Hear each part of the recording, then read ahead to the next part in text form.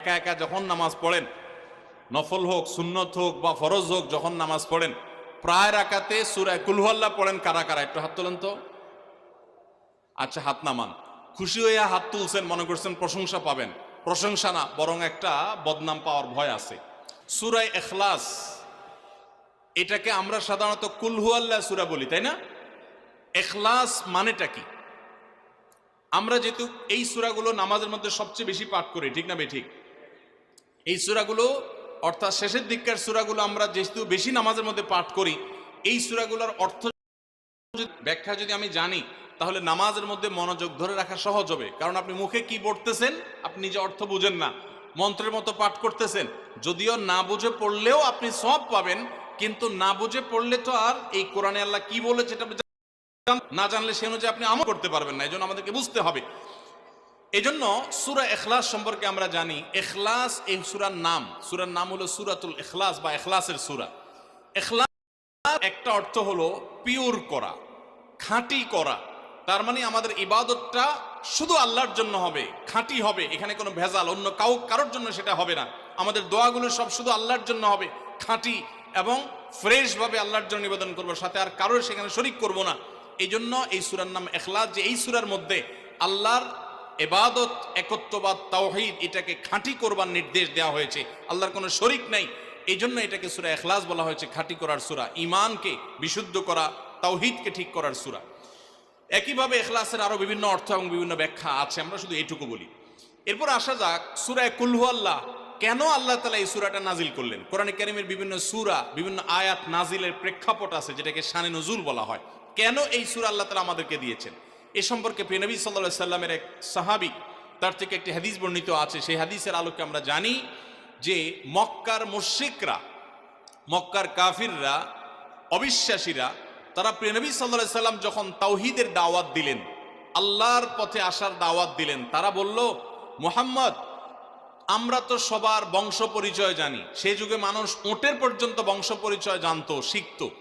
তো নবী সাল্লাল্লাহু আলাইহি সাল্লামকে তারা জিজ্ঞাসা করেছে, মুহাম্মদ, তোমার যে আল্লাহর কথা বলো, ঈমান আনার জন্য বলো, তোমার আল্লাহর বংশ পরিচয়টা একটু আমাদেরকে জানাও। মক্কার মুশরিকদের এরকম হাস্যকর দাবি শোনার পর প্রিয় নবী সাল্লাল্লাহু আলাইহি সাল্লামের প্রতি আল্লাহ তাআলা এই সূরা নাজিল করে তাদের এই প্রশ্নটা যে অবান্তর, আল্লাহ তাআলার যে কোনো বংশ পরিচয় নাই, আল্লাহর যে কোনো জন্মদাতা নাই, তিনি যে কোনো জন্মদাতার মুখাপেক্ষী নন, সে বিষয়টাকে আল্লাহ তাআলা বিশদভাবে এই সূরাতে বিবৃত করেছেন, বর্ণনা দিয়েছেন। এই জন্য ওই প্রেক্ষিতে এই সূরাটা নাজিল হয়েছে।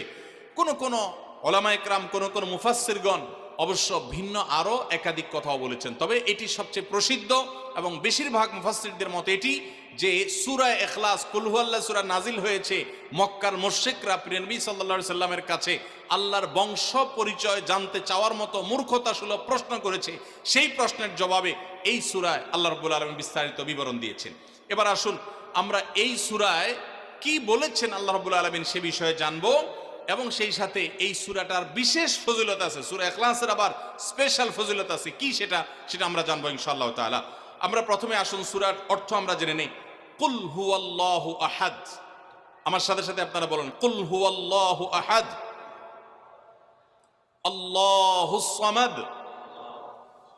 লাম ইয়ালিদ ওয়া লাম ইউলাদ ওয়া লাম ইয়াকুল লাহু কুফুয়ান আহাদ।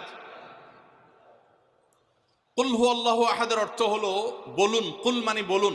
এই কুলটা বড় কাফের কুল। আমরা অনেকে কয় রস্যকার কুল ও কুল, বড়ই লিখতে যে কুল লিখি আমরা ওই রকম বলি।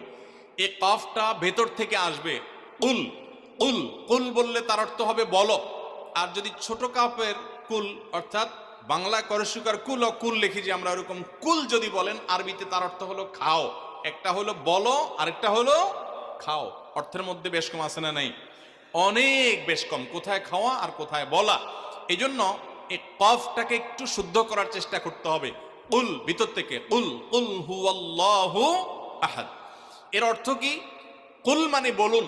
আল্লাহ তাআলা তার রাসূলকে বলছেন, হে রাসূল, আপনার ভেতরে যে বিশ্বাস আছে তাওহীদের প্রতি, সেই বিশ্বাসকে প্রকাশ করে বলুন, হুয়াল্লাহু, হুয়া মানে তিনি, আল্লাহ মানে তো আল্লাহ। বলুন যে তিনি আল্লাহ, আহাদ মানে একক, অদ্বিতীয়, তার কোনো শরিক নাই, তার কোনো অংশীদার নাই, তিনি একক। বংশ পরিচয়ে তার থাকার প্রশ্নই ওঠে না। যিনি একক, যিনি অদ্বিতীয়, যার কোনো শরিক নাই এবং যার কোনো পার্টনার নাই, যার কোনো ফ্যামিলির সদস্য নাই, যিনি একক, তার বংশ পরিচয় জানতে চাওয়া এটা মূর্খতা এবং অজ্ঞানতা। এজন্য আল্লাহ রাব্বুল আলামিন জানিয়েছেন, কুল হুয়াল্লাহু আহাদ, বলে দিন তিনি আল্লাহ যিনি একক, আল্লাহুস সামাদ, আল্লাহ হলেন সমাদ। সমাদ শব্দের অর্থ হলো যে তিনি হলেন সেই মহান সত্তা, সবাই যার কাছে মুখাপেক্ষী, তিনি কারোর কাছে মুখাপেক্ষী নন। সমাদ মানে হলো যিনি অমুখাপেক্ষী, যিনি কারোর মুখাপেক্ষী না।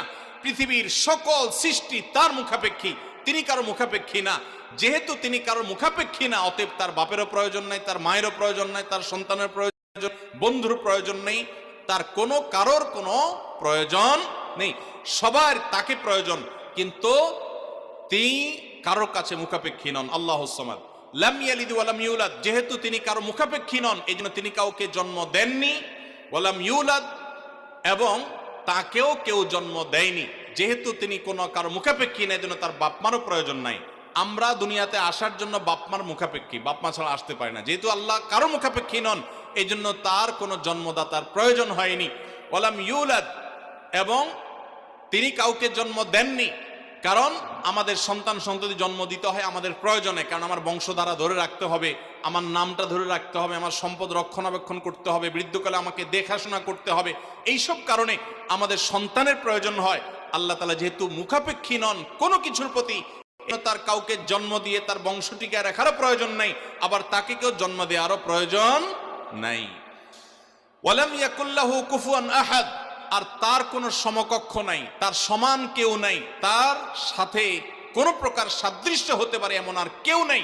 তিনি অদ্বিতীয়, তিনি একক। এই ছোট ছোট 4টি সূরায় আল্লাহ তাআলার 3টি গুণবাচক নাম আল্লাহ উল্লেখ করেছেন। আল্লাহর মূল নাম যেটা, সেটা উল্লেখ করেছেন আল্লাহ, তার জাতে পাকের নাম। আর এর পাশাপাশি আরো 2টি গুণবাচক নাম উল্লেখ করেছেন। এক হলো আহাদ, মানে একক, এটা আল্লাহর গুণবাচক নাম, আর এটা হলো সমাদ, এটাও আল্লাহর গুণবাচক নাম।